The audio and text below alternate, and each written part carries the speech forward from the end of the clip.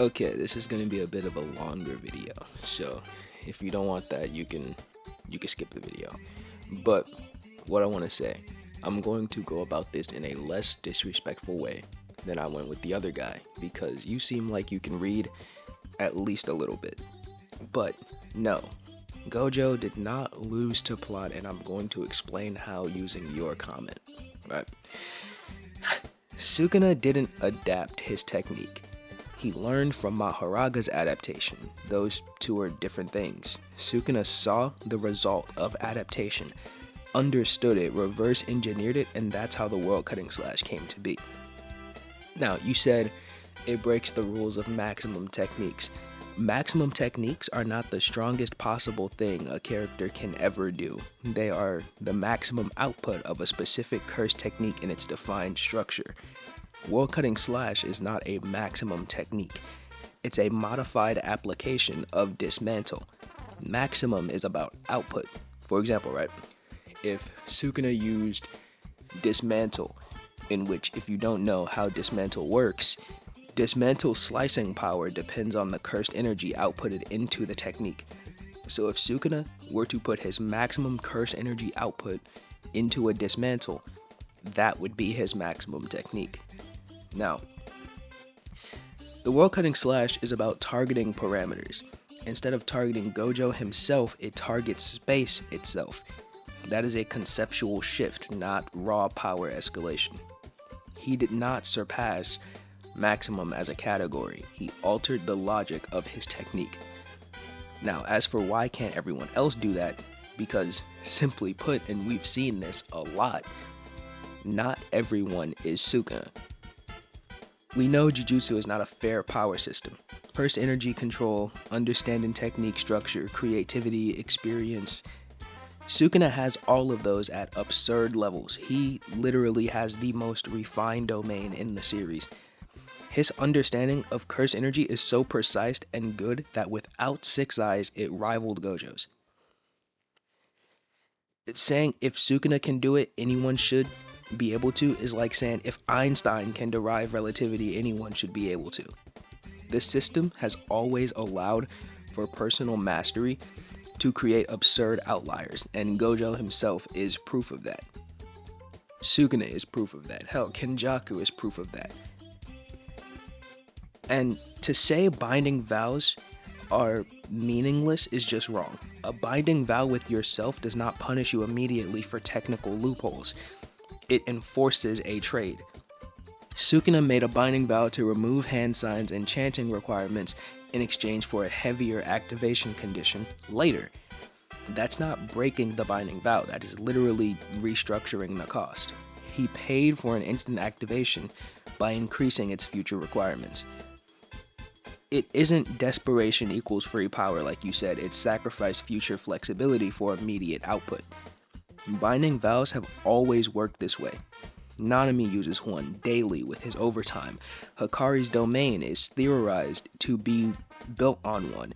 Miwa even tried, saying for the output of her attack to be at its max when she attacked Kenjaku, she'll never be able to use a sword again after that attack. So did Miwa break the binding vow by making that binding vow on herself? Like, that doesn't make sense. Now, as for the he doesn't fulfill the binding vow goes, he did fulfill it. The vow was not I will always chant. It was I will alter activation conditions. He limited himself permanently. That is the payment. Binding vows are contracts with cursed energy. It's not courtroom semantics. Sure, it felt sudden. Since the very day the chapter dropped, I've said I didn't like how sudden it was, but sudden doesn't mean illogical, right? Sukuna had Mahoraga's blueprint, the highest jujutsu curse energy output in the series. Not curse energy output, fuck, I'm stupid, my bad. The highest jujutsu slash cursed energy IQ in the series, a life or death scenario, and the willingness to self-restrict later down the line. That combination produces breakthroughs. That is consistent with the power system's themes. Jujutsu Kaisen has always treated sorcery like a high-level theory crafting class under pressure. It does not break the system. It reinforces three long-standing rules. Knowledge matters more than raw output. Binding vows reward calculated sacrifice. Outliers exist at the very top. It's that simple. You can dislike the pacing, you can dislike the execution, but the internal logic remains intact. Sukuna did not bend the rules, he understood them better than anyone else. Gojo lost to plot if only one of two things happened. The power system contradicted itself, or Sukuna gained an ability that had no prior setup, and neither of those things occurred. So, let's go piece by piece. Nothing about Infinity was ever absolute. Infinity was never described as invincible. It was described as filtering based on distance and perception. That is a mechanism, not like some divine shield. We already knew domain expansion bypasses it, domain amplification bypasses it, special grade tools can bypass it, Mahoraga can adapt to bypass it. So, Infinity had multiple established counters before World Cutting Slash ever appeared. If a system already contains known methods to bypass something, creating a new one inside that same framework is expansion, not contradiction. Gojo's defense was elite. It was not metaphysical. It's not a metaphysical law. Mahoraga was explicit foreshadowing. Mahoraga adapting to Infinity was not subtle at all. It slashed through it. Mahoraga slashed through it. That moment was the blueprint for Sukuna. Sukuna did not invent a counter out of nowhere. He summoned Mahoraga specifically for adaptation. Let Mahoraga, or rather tanked hits to buy adaptation time. Observe the mechanics of Mahoraga's adaptation carefully. That entire fight functioned as a research lab for Sukuna. If the narrative had Sukuna suddenly bypass Infinity with zero setup whatsoever, that would be plot. Instead, the story spent multiple chapters showing the adaptation process, that is setup and payoff. Thirdly, Sukuna's character is built on technical mastery. The series repeatedly hammers this home.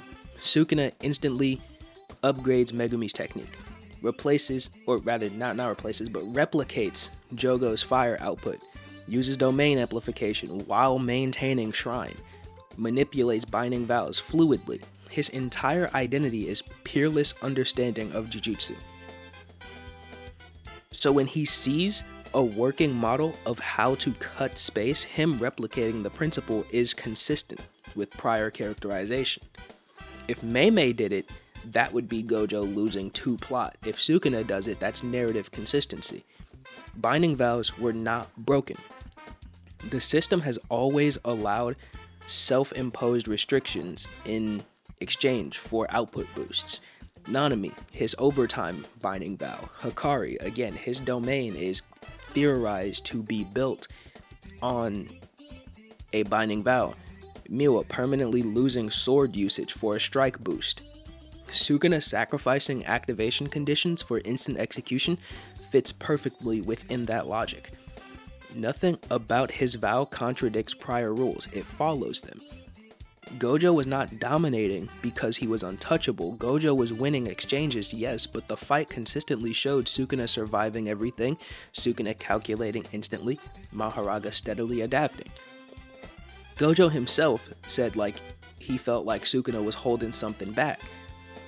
The fight was not one-sided domination suddenly reversed. It was a high-level chess match where one player was setting up a checkmate several moves ahead. Plot would be Gojo overwhelms him, Sukuna gets a random power-up out of nowhere, and Gojo loses instantly. Instead, we got adaptation, observation, modification, binding vow, execution. That is mechanical progression. Emotional shock is not plot convenience. The death was abrupt, yes. The framing was shocking, yes, but shock is not evidence of broken logic. Gojo losing hurt so many people and they can't fathom it because Gojo felt invincible. The momentum looked in his favor and the chapter was cut suddenly and then boom, we get Gojo split in half. But the mechanics that led to his death were built step by step. Plot armor protects characters from established threats. Plot convenience gives characters unexplained solutions. Neither of those things happened.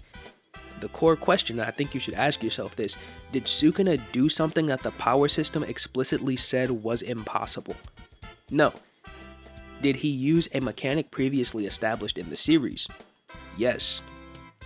Did the story provide foreshadowing for bypassing infinity? Yes.